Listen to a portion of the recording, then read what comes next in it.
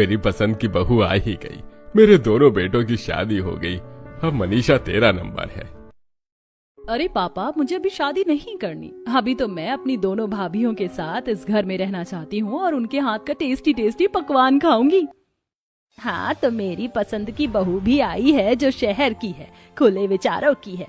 मुझे नहीं लगता आपकी पसंद की गांव की बहू कुछ कर पाएगी।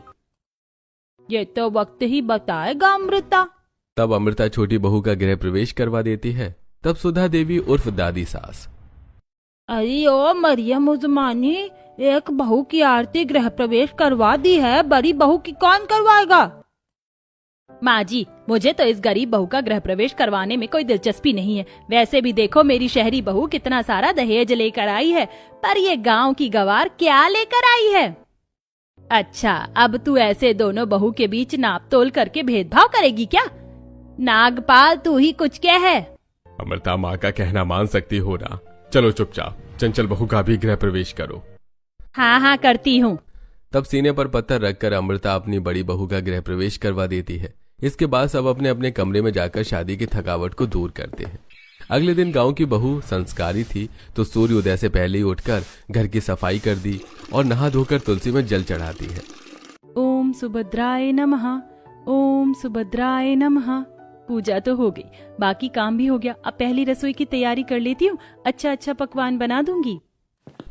ये कहकर चंचल रसोई में खाना बनाने जाती है। इतने में बाकी लोग भी उठ जाते हैं। तब देवरानी, What is this माँ जी, मैं इस रसोई में अपनी पहली रसोई का खाना बनाऊंगी? नो वे, यहाँ पर तो कोई इलेक्ट्रॉनिक अप्लायंसेस भी नहीं है और ये किचन मॉडर्न भी नहीं है। प्लीज आप इसको थोड़ा रेनोवेट करवाइए।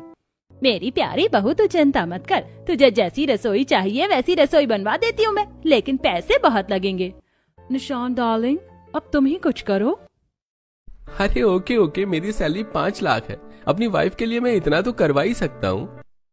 माँ, मैं दोनों भाभी के हाथ का पकवान खाने के लिए बहुत एक्साइटेड थी। अब ये काम तो कल ही खत्म हो पाएगा, तो क्या पहली रसोई कल होगी दोनों की? जब तक क्या खाएं? आज तू सबके लिए खाना बना दे, कल से तेरी दोनों भाभी करेंगी। ओहो, ये तो उल्टा ही हो गया। मुझे उनके हाथ का पकवान खाना था, अब सबसे पहले वो मेरे हाथ का पकवान खाएंगी। तब मनीषा सबके लिए चाय आलू टोस्ट बनाकर लाती है, जिसे खाकर दोनों भाभी खुश हो जाती हैं। वहीं दूसरी तरफ किचन को मॉडर्न किचन बनाने का काम चलता है, जो अगले दिन तक हो जाती है और शहरी बहू अपने लाई मॉडर्न इलेक्ट्रॉनिक अप्लायंसेस किचन में रख देती है। जैसे ही गांव की बहू रसोई में घुसती है, तब देवरानी, इस रसोई में कदम रखने की सोचना भी मत जेठानी जी। ये रसोई मेरे पति के पैसों से बनी है और तुम तो गांव की गवार हो, तो तुम्हें तो मिट्टी का चूल्हा ही भाता होगा, तो उस पर खाना बनाओ, ना कि मेरी रसोई में।